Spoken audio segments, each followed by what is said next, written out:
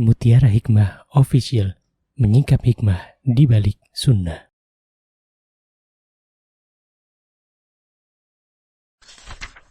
Salurkan donasi terbaik Anda untuk mendukung dakwah Mutiara Hikmah Official. Mari kita ikut serta dalam pembebasan tanah wakaf untuk pembangunan Masjid Mutiara Hikmah. Estimasi kebutuhan dana sebesar Rp1.125.000.000. Bagi Anda yang ingin menyalurkan donasi, bisa melalui rekening Bank BSI di nomor rekening 2200220245 atas nama Masjid Mutiara Hikmah.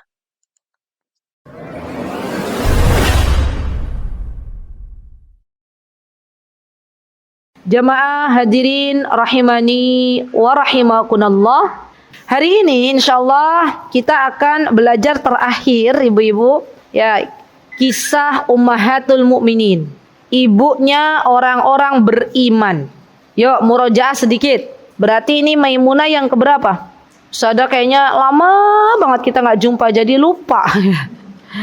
Kalau boleh saya tanya, ibu-ibu terakhir membuka buku catatan yang dibawa ke Masjid Ar-Royan, pelajaran mengenal Ummahatul Mukminin itu kapan? Terakhir ibu-ibu buka sebelum datang tadi ke sini, kapan terakhir buka? Hah? Yo sebelum Ramadan, ya. Pas kajian sama jenengan itu gitu ya. Masya Allah. Ya ibu-ibu ya, jujur itu baik ya, Masya Allah. Baiklah, kita merojaah sebentar ya. Mulai dari pertama, istrinya Rasulullah SAW, sebutkan ibu-ibu yang pertama. Yuk, bareng-bareng yuk. Khadijah, bukan Khatijah, Khadijah. Ya, yang kedua. Ayo ibu-ibu, masih ingat enggak? Saudah. Ayo, jangan lupa nih Saudah. Ya, yang ketiga, Aisyah. Yang keempat, Hafsah. Yang kelima, Zainab. Zainab ada dua. Ada Zainab binti Huzaimah. Kemudian yang keenam, Zainab binti Jahash, ya. Kemudian yang ketujuh, siapa? Ini sebelah sini siapa? Yang ketujuh, nggak apa-apa, boleh buka catatannya, boleh. Yang ketujuh, Ummu Salamah, Masya Allah. Yang kedelapan, siapa? Siapa? Kok samar-samar siapa? Nah, ada mic tuh, mana mic? Oh, Ustazah. Nggak apa-apa, nggak apa-apa, nggak berurutan, nggak apa-apa. Tadi yang keberapa? Yang ketujuh? Tadi kan Zainab sudah. Terus Ummu Salamah. Yang kedelapan siapa? Juwairiyah. Yang kesembilan Ramlah Ummu Habibah. Yang kesepuluh Sofia. Pintar-pintar Masya Allah. Yang kesebelas Maimunah. Masya Allah. Hafal apa? Hafal? Ya. Kalau ibu-ibu, saya tanya ibu-ibu, gurunya anak-anak siapa? Hafal semuanya. Ya, ustadzanya anak-anak siapa? Hafal semuanya. Apalagi anak-anak muda, ya. Ayo, anak-anak muda, siapakah? Misalnya apa ibu-ibu? Biasanya anak muda itu yang paling dihafal. Anak-anak laki-laki, siapakah pemain bola? Hafal, gitu kan ya. Tapi giliran menyebutkan siapa 10 para sahabat yang dijamin masuk surga, wallahu taala a'lam. Ya. Jadi, ayo ibu-ibu belajar lagi menyebutkan tentang istri-istri Rasulullah sallallahu alaihi wasallam. Karena dari mereka kita banyak belajar. Tidaklah mereka Allah takdirkan menjadi istri pendamping hidup Rasulullah SAW kecuali mereka mulia di hadapan Allah Subhanahu Wa Taala. Catat itu, ya. Jadi semua istri Rasulullah SAW itu mulia di hadapan Allah. Mereka punya kelebihan masing-masing. Maka sudah sepantasnya mereka dipersandingkan oleh Allah Subhanahu Wa Taala untuk menemani perjalanan hidup Rasulullah Sallallahu Alaihi Wasallam. Karena mereka punya kemuliaan di sisi Allah Subhanahu Wa Taala. Dan kita sebagai umat Nabi kita Muhammad SAW hendaklah mempelajari bagaimana akhlak yang telah mereka tunjukkan baik kepada diri Nabi kita Muhammad SAW atau di dalam kehidupan sehari-hari. Dan itu menjadi teladan bagi kita semuanya. Hari ini insyaallah kita mulai ya, kita akan belajar tentang biografi Ibunda Maimunah binti Harith. Ya, siapa ibu-ibu yang akan kita pelajari? Maimunah bintul Haris. Ini siapa ini? Istri Rasulullah SAW yang terakhir. Dan ini yang disepakati ulama. Ada juga yang mengatakan bahwa istrinya Rasulullah SAW yang terakhir adalah Maria Al-Qibtiyah. Tapi Maria ini masih menjadi masih menjadi perdebatan para ulama, apakah Maria ini istrinya Rasulullah atau budak yang Rasulullah SAW nikahi, ya. Dan 11 istri Rasulullah SAW yang disepakati oleh para ulama ini adalah yang terakhir adalah Maimunah binti Haris. Baik, beliau ibu-ibu bernama Maimunah binti Haris dari suku Hilaliyah.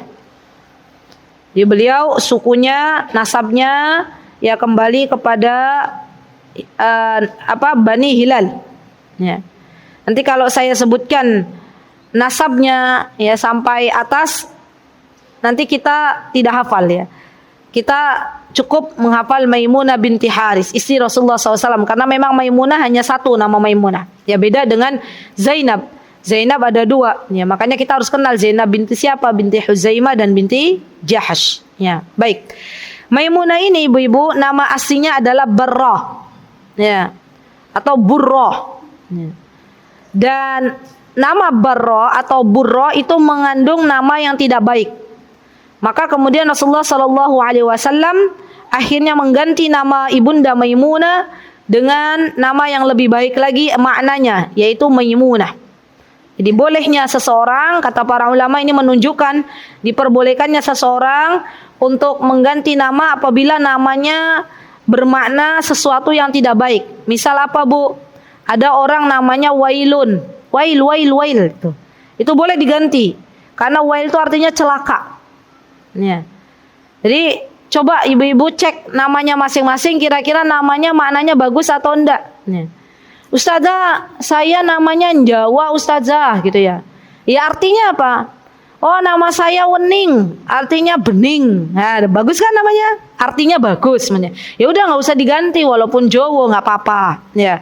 Tapi kalau maknanya mengandung sesuatu yang buruk kayak tadi wail walaupun bahasa Arab tapi artinya celaka, itu cepat-cepat diganti. Karena nama itu adalah doa ibu-ibu. Ya. Dan ibu-ibu kalau mau memberikan nama kepada putra-putrinya jangan asal keren bahasa Arab, dia. Itu juga harus dipahami arti dan maknanya. Karena banyak ya, orang pengen memberikan nama kepada putra-putrinya dengan bahasa Arab tapi nggak paham maknanya. Ya, jadi harus tahu dulu maknanya seperti apa.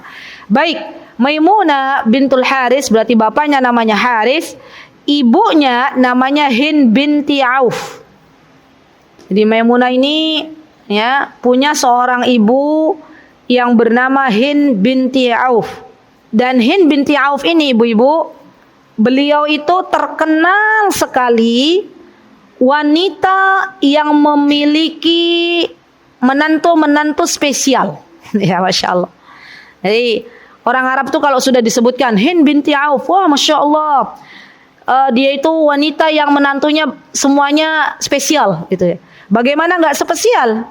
Allah Subhanahu wa taala memberikan kesempatan kepada Hind memiliki menantu Rasulullah sallallahu alaihi wasallam. Yang pertama yang paling spesial siapa, Bu? Rasulullah sallallahu alaihi wasallam. Karena Rasulullah SAW menikahi anaknya Hind yang bernama Maimunah. Yang kedua, Hind itu punya menantu, Bu. Namanya Hamzah. Siapa itu Hamzah? Ya, ibu-ibu, siapa Hamzah? Hamzah bin Abdul Muttalib. Berarti siapanya Rasulullah? Pamannya Rasulullah SAW. Hind punya menantu Hamzah menikah dengan anaknya Hind yang bernama Salma. Ya. Kemudian menantu hebatnya Hind yang ketiga adalah Abbas. Abbas bin Abdul Muttalib. Siapanya Rasulullah? Ya, Abbas. Siapanya Rasulullah ibu-ibu? Ayo apa enggak? Pamannya Rasulullah. Ya, jadi pamannya Rasulullah itu ada Hamzah, ada Abbas ya. Abbas ini pamannya Rasulullah SAW. Nah, Abbas punya istri namanya Lubabah. Ya. Lubabah atau biasa terkenal dengan Ummul Fadl itu istrinya Abbas. Dan Lubabah ini anaknya Hind, ya saudaranya ibunda Maimunah radhiyallahu anha. Ya Masya Allah. Mau lagi, Bu? Menantu hebatnya siapa, Bu? Yang keempat, menantu hebatnya Hind itu adalah Abu Bakar As-Siddiq radhiyallahu anhu. Masya Allah ya. Ibu-ibu tahu siapa Abu Bakar? Akhwat Purworejo, ada yang kenal siapa Abu Bakar? Ya sahabat Ustazah gitu ya. Ya Abu Bakar adalah salah satu sahabat Rasulullah SAW yang paling terdekat. Beliau ya Masya Allah ya yang mengeluarkan ya Masya Allah mengeluarkan menginfakkan harta di jalan Allah dengan semua hartanya Masya Allah. Itulah Abu Bakar As-Siddiq Masya Allah. Nah, kenapa Hind memiliki menantu Abu Bakar? Karena Abu Bakar menikahi putrinya Hind yang bernama Asma binti Umais. Ya, jadi sama Ibunda Maimunah, Asma ini beda ayah satu ibu. Anaknya Hind ada yang namanya Asma. Ya. Asma ini menikah dengan Abu Bakar radhiyallahu anhu. Ya. Kemudian apakah cukup ibu-ibu? Udah berapa tuh menantunya Hind yang saya sebutkan? 4. Yang kelima menantunya Hind ini adalah Ja'far. Ja'far bin Abdul Muttalib. Wah, Masya Allah. Siapa ini Ja'far? Ya, Masya Allah, pamannya Rasulullah SAW. Beliau dulu menikah dengan Asma, ya Asma binti Umais sebelum Asma menikah dengan Abu Bakar. Jadi terkenal tuh ya peristiwa meninggalnya wafatnya Ja'far di medan peperangan. Kemudian Rasulullah SAW mendatangi anak-anaknya Ja'far dan ini menunjukkan bahwa sebenarnya ya orang yang hidup itu memberikan makan kepada keluarga mayit. Ya, bukan keluarga mayit yang bersusah payah memberikan makanan untuk orang yang melayat. Ya, itu kan akhirnya jadi sebuah dalil ya bahwa seharusnya kalau kita di Indonesia Bu yang paling repot, yang paling heboh itu keluarga mayit atau orang yang bertakziah. Keluarga mayit, ya kan? Bahkan di Indonesia ini ya masih ada tradisi di mana keluarga mayit itu memberikan makan kepada orang-orang yang hidup selama berapa hari dan berapa hari. Gitu kan ya? Masya Allah. Padahal sunnahnya adalah orang yang bertakziah, orang yang mendatangi keluarga mayit itu yang membawa makanan. Ini sunnahnya. Ya, Masya Allah. Baik. Yang keberapa ibu-ibu? Yang keenam. Yang keenam ada Ali bin Abi Thalib. Siapa Ali bin Abi Thalib? Yo, siapa Ali bin Abi Thalib? Ini kayak lagi kuis-kuisan. Siapa Ali? Sepupunya Rasulullah sallallahu alaihi wasallam, menantunya Rasulullah sallallahu alaihi wasallam, sahabat dari Khulafaur Rasyidin. Ya. Ali ini setelah Fatimah meninggal dunia, jadi Ali itu menikah lagi setelah Fatimah wafat. Ya. Maka kemudian Ali menikahi Asma binti Umais yang telah ditinggal wafat oleh Abu Bakar. Jadi Asma itu 3 kali menikah. Dengan Ja'far, anaknya Hind yang bernama Asma itu 3 kali menikah. Dengan Ja'far meninggal dinikahi oleh Abu Bakar. Ya, kemudian yang terakhir adalah dinikahi oleh Ali bin Abi Thalib. Ya. Dan ini menantu Hind, Masya Allah. Luar biasa, Masya Allah, keren, hebat, ya salih. Ya, dan ini kita bisa teman-teman ibu-ibu mulai sekarang berdoa kepada Allah Azza wa Jalla. Ya Allah, kalau ibu punya anak 10 misalnya ya, perempuan semuanya, karena memang anaknya ini rata-rata perempuan, maka ibu-ibu berdoa, ya Allah berikanlah saya menantu yang saleh gitu ya. Pernah nggak doa begitu?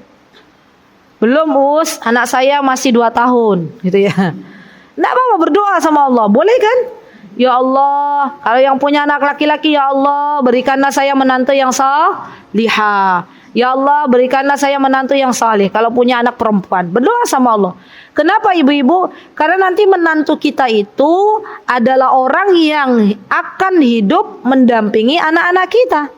Kalau menantu kita saleh, insya Allah ya anak kita pun akan akan menjadi seorang anak yang salihah ya. Begitu pula ketika menantu kita salihah, maka anak kita pun insyaallah akan dijaga oleh Allah Subhanahu wa taala dan menjadi anak yang saleh ya. Jadi itu Masya Allah ya ibu-ibu, doa seorang ibu itu adalah senjata bagi kita semuanya ya. Jadi kita bisa berdoa kepada Allah mulai hari ini, ya Allah karuniakanlah untuk kita semuanya menantu-menantu yang saleh. Saya juga berdoa, ya Allah di sore hari ini kita semuanya meminta kepada Engkau semoga Allah karuniakan kita menantu-menantu yang saleh dan salihah. Amin. Amin. Ibu-ibu mau nggak punya menantu yang salih dan salihah? Mau gitu ya, Masya Allah. Sedih loh Bu. Saya itu pernah dapat kisah dari seorang jamaah di Yogyakarta, yang mana beliau, ya inilah ujian ya, namanya ujian. yang mana beliau itu, kata beliau, menurut beliau, beliau mendidik ya putrinya dengan baik ya, dari kecil sudah dididik dengan baik. Qadarullah ya, putri ini menikah dengan seorang laki-laki yang mohon maaf agamanya masih kurang ya. Dan di tengah pernikahan mereka terjadilah gonjang-ganjing pernikahan gitu ya. Sampai akhirnya apa? Sampai akhirnya pernikahannya tidak bisa berlangsung lagi, dan di tengah jalan ada kasus perceraian gitu ya.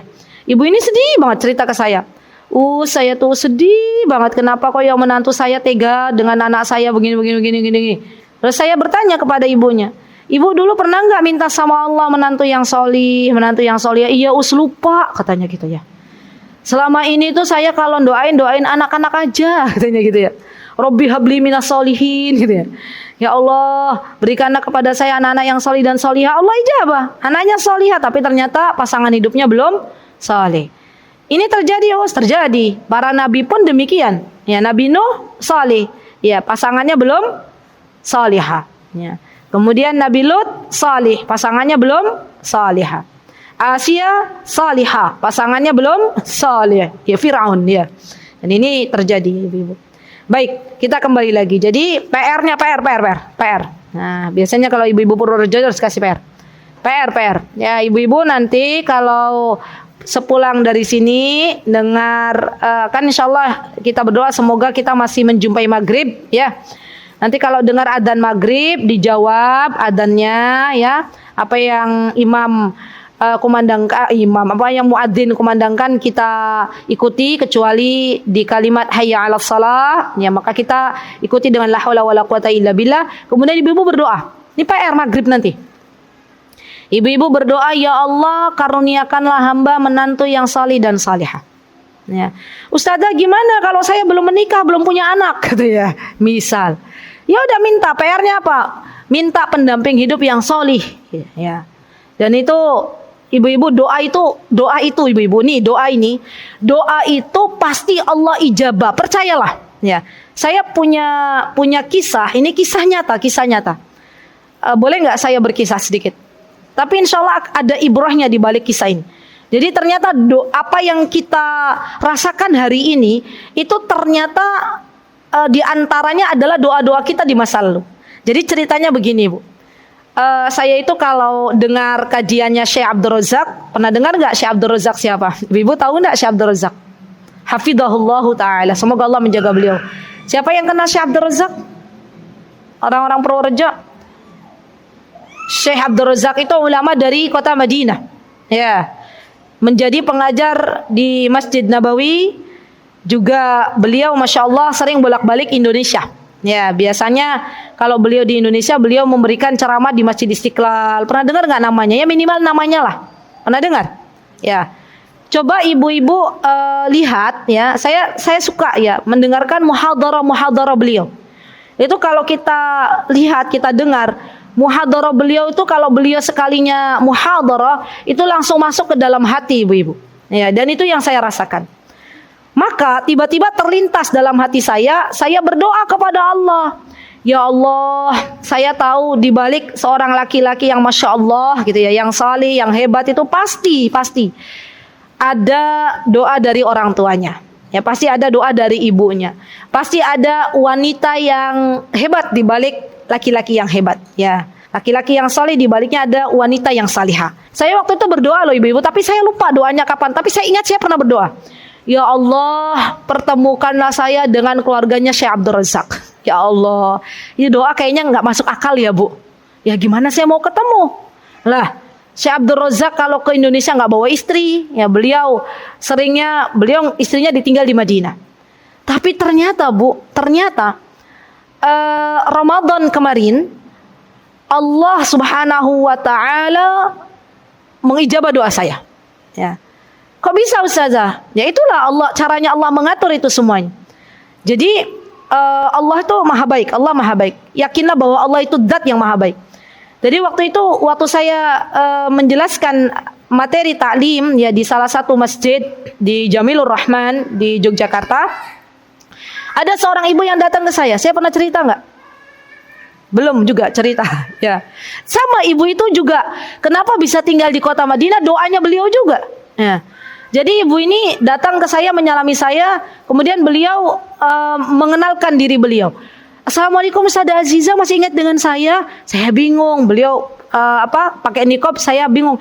Ini ibu, nggih Bu, sinten nggih nyun sewu, ngapunten. Dan saya lupa ibu-ibu benar-benar siapa gitu. Ustazah, saya Ibu Fulana yang dulu pernah jemput Ustazah kajian. Masya Allah Bu. Terus saya ingat-ingat, oh iya pernah oh Bu, iya betul ya, Masya Allah. Gimana kabarnya Bu? Sehat? Alhamdulillah Ustazah, kata beliau. Sekarang saya tinggal di Madinah, katanya beliau begitu ibu. Saat ini saya di Indonesia, nanti insya Allah sebentar lagi saya balik ke Madinah. Terus beliau cerita panjang kali lebar. Ustazah tahu itu adalah doa saya selama ini pengen tinggal di Madinah. Ternyata Allah takdirkan beliau merawat ibunya Syekh Abdul Razak. Masya Allah, lihat Bu. Mungkin di luar logika lagi ya. Ada seorang pengurus kajian pengen tinggal di Madinah, ya Allah gratiskan ya visanya, Allah gratiskan tiketnya untuk menjadi teman dari ibunya Syekh Abdul Razak, menemani ibunya Syekh Abdul Razak. Nah, setelah itu ibu-ibu, ketika kami akan berencana pengen pergi ke Madinah, ingin pergi ke Madinah, waktu itu Allah Azza wa Jalla mengingatkan saya kepada ibu itu. Ya, jadi beliau kasih kontaknya, ini kontak saya oh iya saya catat. Terus saya bilang ke ibu ini, karena beliau orang Jogja, saya bilang, Bu, insya Allah dalam waktu dekat kami mau ke Madinah. Ya, ada yang mau saya bawakan. Saya menawarkan, ya, karena biasanya orang-orang yang tinggal di sana tuh Bu, mahasiswa UIM ataupun orang-orang Indonesia yang sudah lama tinggal di Madinah itu kadang kangen makanan Indonesia. Ya, saya pernah waktu menawarkan ke salah satu ibu-ibu yang ada di kota Madinah, ternyata dia kangen cabai rawit. Ya, iya, cabai rawit loh Bu, itu nikmat dari Allah. Di sana nggak ada cabai rawit. Ya, adanya cabai nggak pedes. Ya, orang Indonesia kan pengennya cabai pedes. Nah, ada yang kangen telur bebek, ya mana ada di Madinah bebek, ya nggak ada ya, Insya Allah. Jadi banyak, Masya Allah, makanan-makanan yang biasa kita nikmati ternyata di sana nggak ada. Nah, cerita singkatnya Bu, ibu ini abayanya ketinggalan, ya abaya yang biasa dipakai. Kata beliau, ini abaya tuh enak banget kalau saya diajak umroh oleh keluarganya saya pakai gitu. Qadarullah ketinggalan. Ya itu Allah sudah mentakdirkan. Ya. Ketinggalan abaya kan sesuatu yang tidak diharapkan kan Bu. Tapi ternyata itu jalan yang akhirnya ada hikmahnya. Hikmahnya apa? Akhirnya Allah ijabah doa saya gitu loh. Ketemu sama ibunya Syekh Abdul Razak. Ya. Anaknya, putrinya memberikan kepada saya, ini nitip ya Ustazah buat ibu saya. Baik. Ya sudah. Saya sampai di kota Madinah. Saya beri infokan kepada ibu tersebut. Alhamdulillah saya sekarang sudah ada di Madinah, di hotel ini. Silakan monggo, ini titipannya silakan diambil. Yuk, saya tidak berani lah Bu, masa ujug-ujug saya mau ke rumahnya Syekh Abdul Razak, ya kan sepertinya kurang beradab gitu ya. Maka beliau itu datang ke hotel yang kami tempati. Masya Allah Bu, apa yang terjadi coba ibu-ibu? Yang terjadi adalah kala itu HP-nya beliau habis baterainya. Ya. Habis, beliau nggak bisa menghubungi keluarganya Syekh Abdul Razak karena habis ya baterainya. Bagaimana juga mau pulang bingung ya. Akhirnya saya konsultasi sama suami, kata suami, ya sudah istriku ayo kita antar. Kalau beliau berkenan kita antar ke rumahnya. Ya Masya Allah. Akhirnya apa Bu? Kami antar naik taksi ya. Saya dan beliau di belakang, suami saya di depan ya. Anak-anak ikut nggak waktu itu? Ikut. Anak-anak ikut, ibu mertua saya ikut, pengen tahu gitu ya. Nah akhirnya kami mendatangi rumah ibunya Syekh Abdul Razak. Ya, alhamdulillah ya Masya Allah ibu itu benar-benar rizki dari Allah. Ya, saya sampai bingung mau masuk tuh pintunya kok banyak gitu ya. Dan ternyata mau jumpa sama ibunya Syekh Abdul Razak itu harus naik lift. Jadi kalau di Indonesia lift ada di mana ibu-ibu? Purworejo lah lift ada di mana? Ibu-ibu di Purworejo ada lift nggak? Di mana? Di mall, di rumah sakit, gitu ya. Kalau orang Saudi itu lift ada di rumah. Ya. Ustazah, rumahnya segede apa, gitu ya. Ibu-ibu penasaran kan? Rumahnya sebesar apa? Kok ada lift? Memang ada lift Bu. Ya. Dan akhirnya beliau tinggal di lantai, saya lupa lantai berapa. Yang jelas saya waktu itu naik lift lah di rumah ibunya beliau.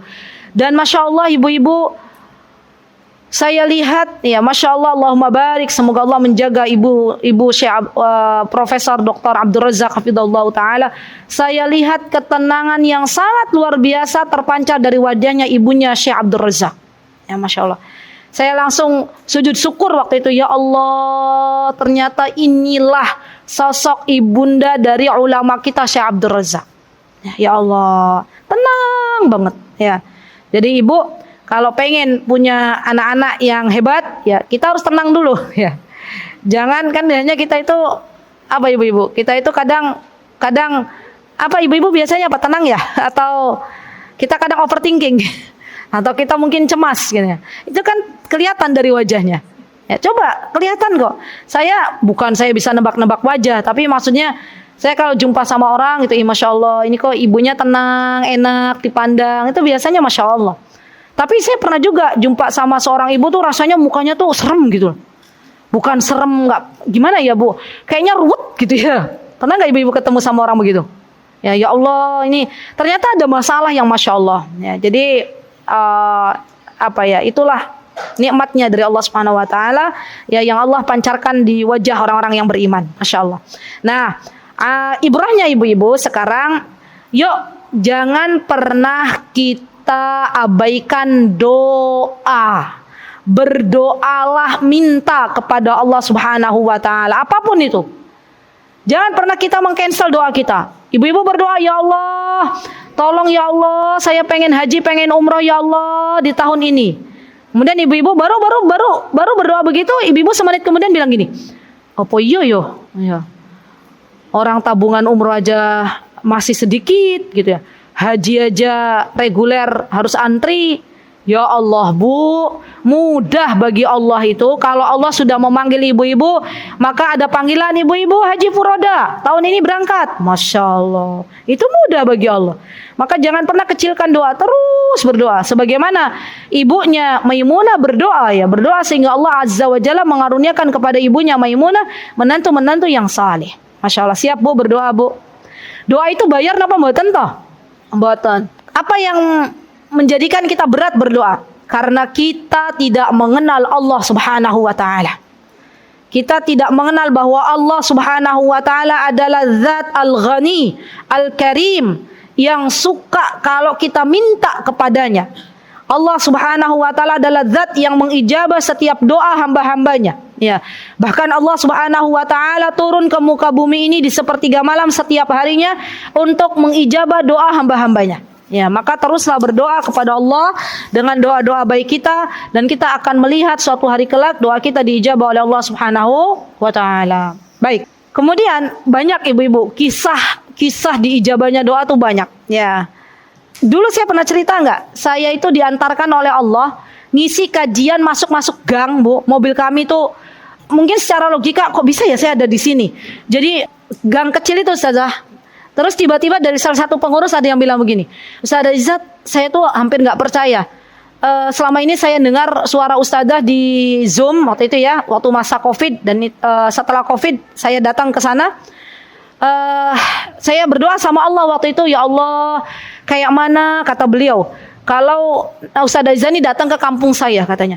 Masya Allah Bu, Allah takdirkan tuh saya sama suami datang ke kampungnya beliau. Iya. Dan ternyata datang ke kampungnya beliau ada orang yang berdoa minta ketemu. Masya Allah. Jadi teruslah berdoa ya. Siap ya ibu-ibu ya. Masya Allah. Baik, kita lanjut ke Maimunah. Baik, kemudian ibunda Maimunah ini Masya Allah, beliau ibu-ibu dilahirkan 29 tahun sebelum hijriah. 29 tahun sebelum hijrahnya Nabi kita Muhammad sallallahu alaihi wasallam. Yuk dihitung bareng-bareng. Berarti usia ibunda Maimunah dengan Rasulullah terpaut berapa tahun? Kan bisa tuh dihitung. Berapa Bu? Ibunda Maimunah dilahirkan 29 tahun sebelum hijrah. Rasulullah hijrah usianya berapa? 40. Berarti tautannya berapa tuh? Jaraknya. Jarak usia ibunda Maimunah dengan Rasulullah SAW berapa? 11, ya. 11 bukan? Masya Allah. Ya. Dan ini menunjukkan tidak apa-apa ibu-ibu. Yang namanya suami istri, ya, jarak tahunnya itu tidak 1 tahun, 2 tahun, tapi lebih dari 10 tahun, tidak apa-apa. Karena Rasulullah SAW saja ya menikah dengan para istri-istri beliau yang mana jaraknya bedanya terpaut berapa tahun. Ya kan, Khadijah lebih sepuh, Ibunda Maimunah lebih muda, kan gitu, Masya Allah. Dan semua yang terjadi pada kehidupan Rasulullah SAW itu adalah teladan bagi kita semuanya. Baik, kemudian Ibunda Maimunah ya, beliau menikah dengan Rasulullah Sallallahu Alaihi Wasallam di tahun ke-7 Hijriah. Tahun ke-7 Hijriah, Ibunda Maimunah menikah dengan Rasulullah SAW. Berarti usianya berapa? Yuk dihitung. Berapa usia Ibunda Maimunah ketika menikah dengan Rasulullah SAW? Berapa? 29 tambah 7, 36. Ya, 36 tahun Ibunda Maimunah menikah dengan Rasulullah SAW. Dan Rasulullah adalah suami yang kedua. Karena suami yang pertama Ibunda Maimunah ya waktu itu meninggal dunia dan tidak diketahui keislamannya. Ya. Dan Ibunda Maimunah menikah dengan Rasulullah SAW setelah Rasulullah SAW beserta para sahabatnya dan juga Ibunda Maimunah melaksanakan umroh qadha. Jadi ada dalam sejarah itu umroh qadha. Kok bisa Ustazah umroh di qadha gitu ya? Karena di tahun sebelumnya Rasulullah SAW sudah datang bersama para sahabat, sudah siap memasuki kota Mekah. Ternyata dihalang-halangi oleh orang-orang kafir Quraisy, tidak boleh memasuki kota Mekah. Dan akhirnya Rasulullah beserta para sahabatnya kembali lagi ke kota Madinah. Dan di tahun berikutnya mereka melaksanakan ibadah umroh qadha. Ya, nah Ibunda Maimunah ini menikah dengan Rasulullah Sallallahu Alaihi Wasallam setelah Rasulullah Sallallahu Alaihi Wasallam dalam keadaan sudah bertahallul. Artinya sudah halal, bukan lagi masih dalam keadaan berihram. Nah ini nih penting catatan ya. Karena nanti ada buku-buku sirah yang mengatakan bahwa diperbolehkannya orang berihram itu menikah dengan dalil Ibunda Maimunah menikah dengan Rasulullah SAW dalam keadaan berihram. Padahal yang benar ibu-ibu, yang benar yang sahih adalah Rasulullah SAW menikahi Ibunda Maimunah setelah Rasulullah SAW dalam keadaan halal. Maksudnya dalam keadaan telah bertahallul. Ya, kan orang umrah itu kegiatannya ada berapa sih Bu? Ada 4, ya kan?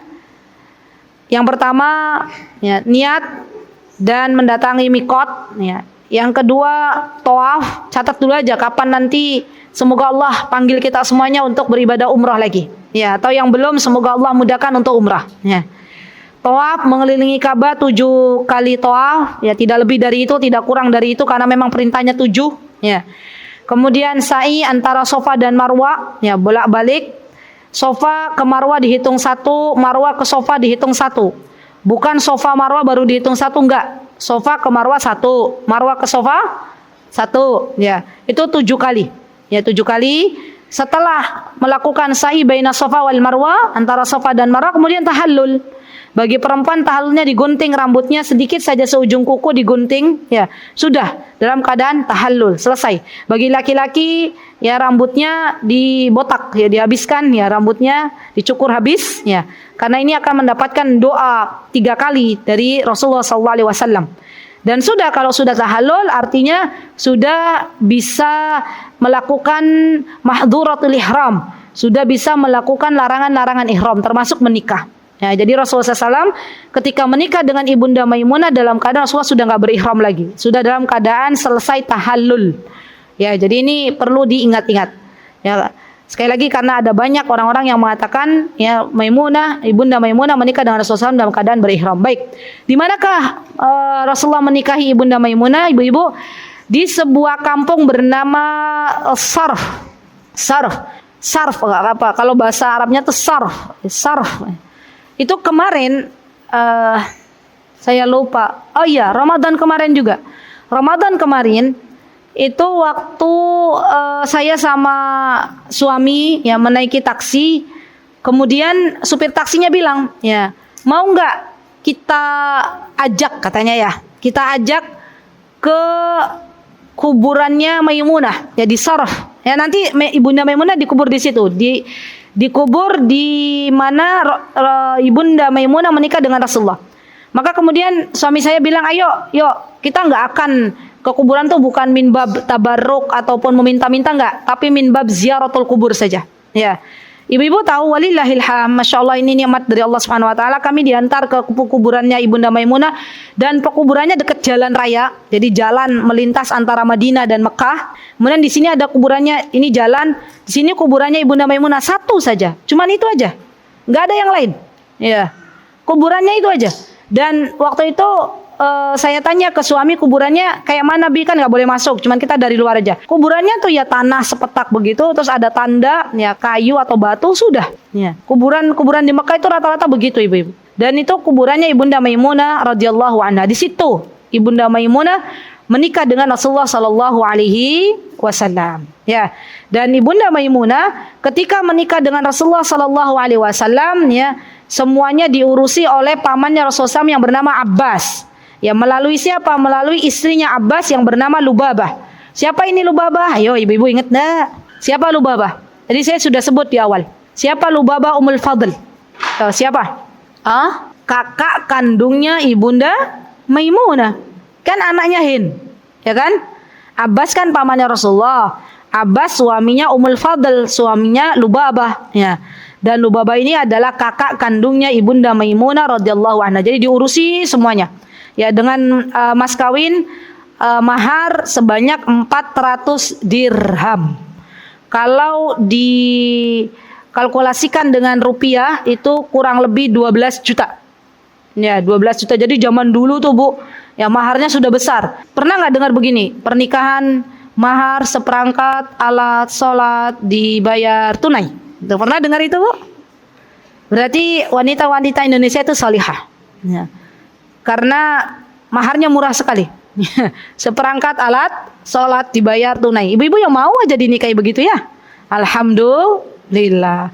Jadi Ibunda Maimunah ketika dinikahi oleh Rasulullah SAW maharnya 12 juta. Ya, kurang lebih 12 juta atau sebanyak 400 dirham. Baik, kita lanjutkan ya. Maka kemudian ya setelah pernikahan Ibunda Maimunah masuk dalam rumah nubuwah. Maksudnya kumpul bareng dengan istri-istri yang lain ya. Dan istri-istri Rasulullah yang lain, walaupun Ibunda Maimunah kehadirannya yang paling terakhir dalam keluarga nubuwah, tapi istri-istri Rasulullah SAW sangat-sangat memuliakan Ibunda Maimunah. Kenapa ibu-ibu? Karena Ibunda Maimunah ini termasuk adik iparnya Abbas. Ya, Abbas itu siapa? Pamannya Rasulullah sallallahu alaihi wasallam. Dan dulu Lubabah Ummul Fadl, istrinya Abbas itu terkenal seorang wanita yang banyak membantu khususnya para muslimah di kota Madinah. Jadi orangnya tuh baik banget gitu loh.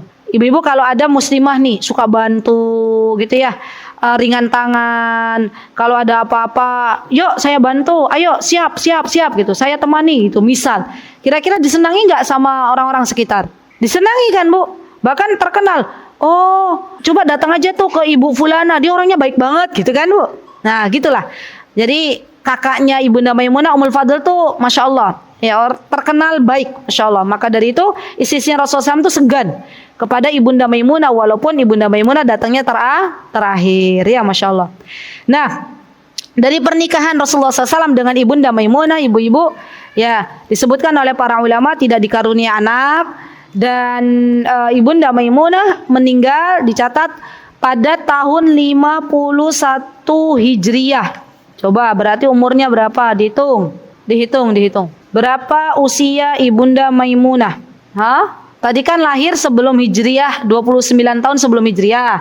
Meninggal 51 Hijriah. Berarti berapa usianya? Berapa? 51 tambah 29. 80 tahun. Jadi usianya Ibunda Maimunah 80 tahun.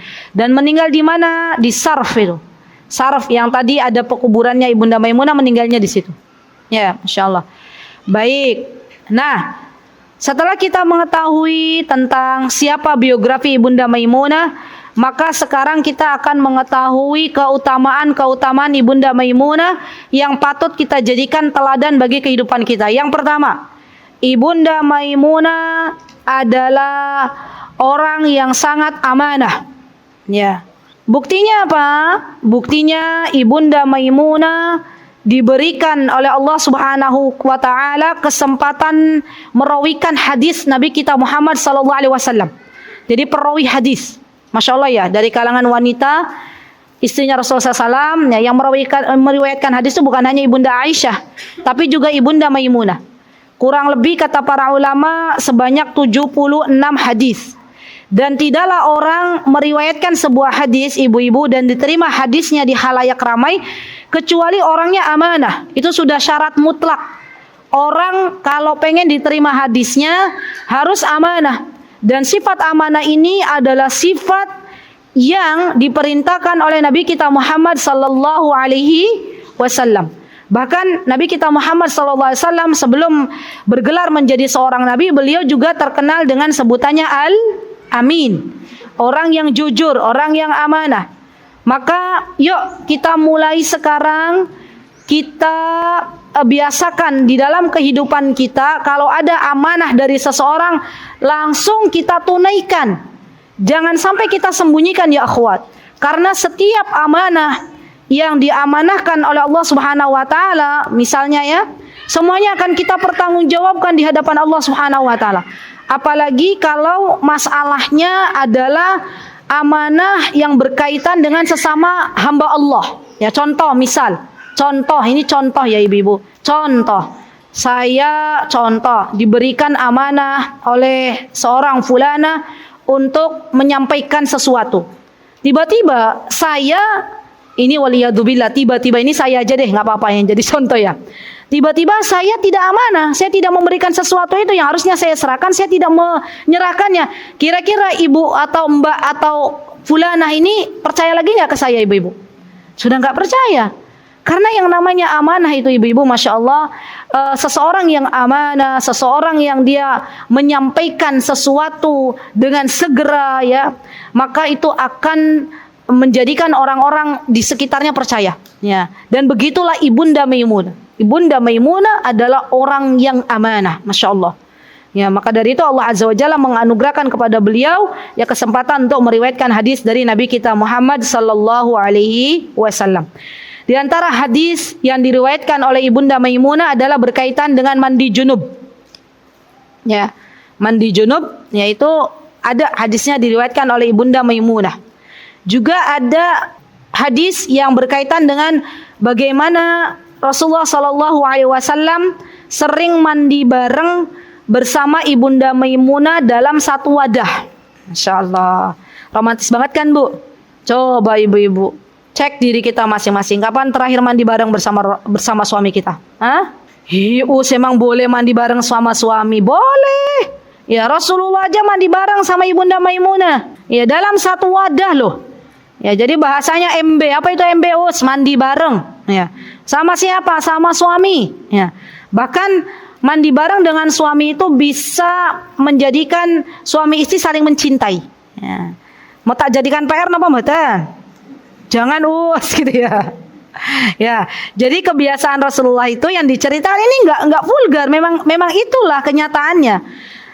Yang diceritakan oleh Ibunda Maimunah ya, bahwa beliau pernah mandi bareng bersama Rasulullah SAW dalam satu wadah. Masya Allah, ya Masya Allah.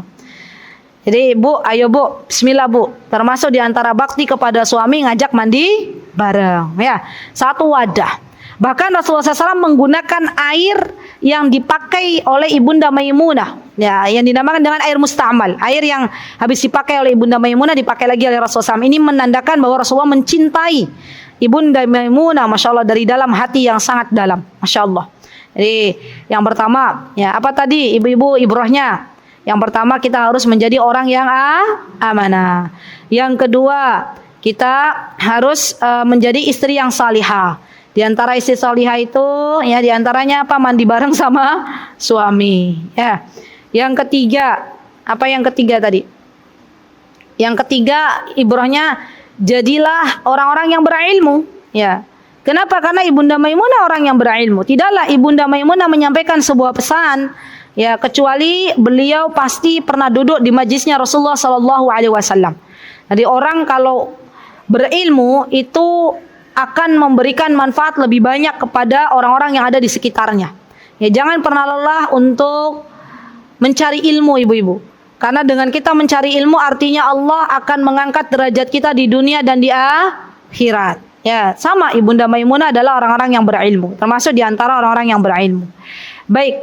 Kemudian yang keempat, Ibunda Maimunah ini termasuk orang yang ahli ibadah. Masya Allah, hampir semua ini ya, semua istri-istri Rasulullah SAW itu ahli ibadah. Masya Allah.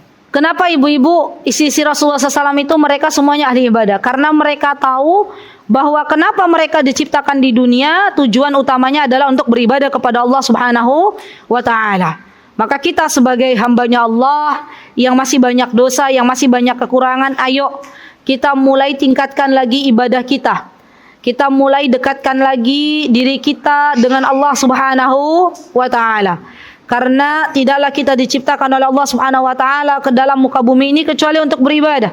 Dan ibadah itu cakupannya luas, Bu. Saya sering berpesan kepada ibu-ibu, jangan sampai kita menganggap ibadah itu hanya sekedar sholat, puasa, zakat. Tidak. Apa kata Syekhul Islam Ibnu Taimiyah? Ibadah itu adalah semua perkara yang baik yang Allah Subhanahu wa Ta'ala ridhai. Itu ibadah. Jadi kalau ibu-ibu misalnya nih bersilaturahim kepada karib kerabat, itu ibadah. Ibu-ibu memberikan nasihat kepada temannya, ibadah. Ibu-ibu apalagi menolong orang yang kesusahan, ibadah. Ibu-ibu memaafkan kesalahan orang lain, ibadah. Ya. Sesuatu perkara baik yang diridhai oleh Allah Subhanahu wa Ta'ala itu ibadah. Jadi ibadah itu cakupannya luas. Termasuk Ibunda Maimunah yang ketujuh adalah orang yang gemar bersilaturahim. Jadi terkenal. Ibunda Maimunah ini terkenal orang yang rajin bersilaturahim. Masya Allah. Sampai ibu-ibu, kalau ibu-ibu tahu ya, dengan Ibunda Maimunah menjadi istrinya Rasulullah SAW, ketika Rasulullah SAW menikahi Ibunda Maimunah, maka di antara hikmahnya adalah karib kerabatnya Ibunda Maimunah dari Bani Hilal yang dulu membenci Rasulullah SAW akhirnya masuk Islam. Ceritanya mirip dengan cerita siapa ibu-ibu? Ya, kita sudah pernah belajar loh. Istri Rasulullah yang terkenal membawa keberkahan untuk kaumnya. Siapakah beliau? Wah, teka-teki. Siapakah beliau? Acungkan tangan. Ayo, tidak melihat buku. Ya tidak melihat buku. Ayo acungkan tangan. Siapakah istri Rasulullah ini ada rizki dari Allah? Ayo, acungkan tangan. Nggak ada yang mengacungkan tangan? Siapa yang mengacungkan tangan? Siapakah istri Rasulullah SAW yang memberikan keberkahan bagi kaumnya? Ayo, acungkan tangan ibu-ibu. Ini belum ada yang mengacungkan tangan. Yo, nanti tak jadikan pertanyaan lagi ya. Beliau adalah Juwairiyah. Ingat enggak? Oh iya, tadi mau jawab itu gitu. Kenapa enggak ngacung? Ya. Nanti kalau ada pertanyaan lagi angkat tangan aja. Kalau salah gimana? Enggak apa-apa. Ya. Juwairiyah. Juwairiyah itu adalah istri Rasulullah sallallahu alaihi wasallam yang membawa barakah bagi kaumnya. Ketika Rasulullah SAW menikahi Ibunda Juwairiyah, maka kaumnya berbondong-bondong masuk Islam. Sama. Ya, Ibunda Maimunah juga sama. Karib kerabatnya dari Bani Hilal, ya dulu memusuhi Rasulullah SAW. Ketika Rasulullah SAW menikahi Ibunda Maimunah, maka ketika itu karib kerabatnya juga akhirnya ya mendapatkan taufik dari Allah dan masuk Islam. Masya Allah. Ini diantara taktik ya Rasulullah SAW, metode Rasulullah SAW berdakwah diantaranya menikahi anak kaum, gitu ya. Menikahi orang yang berpengaruh di dalam kaumnya. Nah, jadi bukan hanya Rasulullah itu bukan menikah dengan seseorang itu bukan hanya karena cantiknya, karena yang lainnya enggak. Tapi lebih dari itu Rasulullah punya misi tersendiri agar orang-orang lebih mengenal Islam. Ya baik. Nah Ibunda Maimunah, ibu-ibu yang saya cintai karena Allah, beliau juga terkenal dengan kedermawanannya, masya Allah ya. Dan hampir semua istri Rasulullah SAW itu dermawan. Ya. Pertanyaan, nggak boleh buka catatan. Siapa istri Rasulullah SAW yang mendapatkan julukan Ummul Masakin, ibunya orang-orang miskin? Acungkan tangan. Ayo, acungkan tangan. Mana yang acungkan tangan? Mana? Nggak apa-apa. Siapa yang mau mencoba? Mana ibu-ibu yang tinggi? Saya nggak kelihatan, benar. Ayo. Ya, acungkan tangan dulu. Nggak berlaku. Ya, ibu. Siapa itu? Ibu atau mbak? Ibu, masya Allah, Allahumma barik, barakallahu fiik. Ini nanti hadiahnya dari Allah. Ya, iya. Kita lanjutkan lagi ya. Nah, Ibunda Maimunah, ibu-ibu Masya Allah ya, sepeninggal Rasulullah Sallallahu Alaihi Wasallam, beliau termasuk orang yang menjaga diri, Masya Allah ya. Dan ini adalah sifat yang dimiliki oleh hampir semua istri Rasulullah Sallallahu Alaihi Wasallam. Dan ibrahnya ibu-ibu, hikmahnya bagi siapapun yang saat ini berstatus sebagai seorang janda, baik itu janda yang ditinggal wafat oleh suaminya atau janda yang diceraikan oleh suaminya, pandai-pandailah jaga diri sebagaimana istri-istri Rasulullah Sallallahu Alaihi Wasallam. Jangan bermudah-mudahan dengan lawan jenis, karena itu akan membuat kita hina di mata Allah Subhanahu wa taala. Pandai-pandai jaga diri. Minta kepada Allah. Kalau mau punya suami lagi, minta kepada Allah agar Allah gantikan dengan suami yang lebih baik daripada suami yang telah meninggal dunia. Ya. Kalau pengen hidup terus sendirian, maka minta kepada Allah agar dijadikan termasuk wanita-wanita yang pandai menjaga diri. Dan ini penting catatan ibu-ibu, kenapa saya tekankan ini, karena saya dengar ya informasi bahwa ada banyak sekarang para janda yang sudah tidak lagi bisa menjaga dirinya. Ya. Saya kemarin pernah dengar seorang akhwat yang curhat kepada saya, "Ustazah, ada fulana yang dia itu ditinggal wafat oleh suaminya, ternyata dia mengganggu suaminya orang," katanya ya. Ya Allah, ya enggak boleh kayak gitu. Ya. Jadi janda itu adalah takdir, tapi jadilah janda yang terhormat ya. Bagaimana caranya? Pandai-pandai jaga diri. Ya. Dekat dengan Allah, sibukkan hari-harinya untuk banyak-banyak beribadah kepada Allah Subhanahu wa taala. Sebagaimana Ibunda Maimunah ini, ya, beliau pandai menjaga diri. Rasulullah Sallallahu Alaihi Wasallam wafat di tahun ke-11 Hijriah. Ya, Ibunda Maimunah berarti menjanda berapa tahun tuh ibu-ibu? 51 Hijriah. Ibunda Maimunah diwafatkan oleh Allah. Rasulullah wafat tahun 11 Hijriah. Berarti berapa tahun Ibunda Maimunah menjanda? 40 tahun. Itu hitungannya hitungan banyak atau sedikit, Bu? Banyak. Beliau bersabar sampai Allah Azza wa Jalla wafatkan Ibunda Maimunah, ya Masya Allah, dalam keadaan yang terbaik. Masya Allah. Baik ibu-ibu, alhamdulillah kita sudah belajar tentang siapakah sosok Ibunda Maimunah. Dan semoga kita semuanya bisa meneladani Ibunda Maimunah menjadi istri-istri yang salihah, menjadi hamba-hamba Allah yang amanah, menjadi hamba-hamba Allah yang pandai menjaga diri, menjadi hamba-hamba Allah yang senantiasa duduk di majlis ilmu, menjadi hamba-hamba Allah yang, saya belum menyebutkan, beliau termasuk juga Ibunda Maimunah terkenal sebagai seorang wanita yang pemberani. Jadi dalam buku-buku sirah itu disebutkan bahwa Ibunda Maimunah tuh pernah ikut peperangan, Masya Allah. Ya, langsung ikut terjun dalam peperangan, Masya Allah. Dan bukan hanya Ibunda Maimunah saja, ada beberapa sahabiah yang memang pernah ikut terjun langsung di laga peperangan. Ya, termasuk Ibunda Maimunah. Jadi seorang wanita juga harus menjadi seorang yang pemberani dalam hal apa? Menegakkan kebenaran. Ya, dan Ibunda Maimunah terkenal dengan keberaniannya. Wallahu taala alam. Itu yang bisa saya sampaikan. Mudah-mudahan yang sedikit ini bermanfaat. Apabila ada kebenaran tentunya datang dari Allah Subhanahu wa taala, dan apabila ada kesalahan datangnya dari saya pribadi, saya memohon maaf yang sebesar-besarnya. Aqulu qauli hada wa astaghfirullah li wa lakum wa akhiru da'wana anil hamdulillahi rabbil alamin. Wassalamualaikum warahmatullahi wabarakatuh. Mutiara Hikmah Official, menyingkap hikmah di balik sunnah.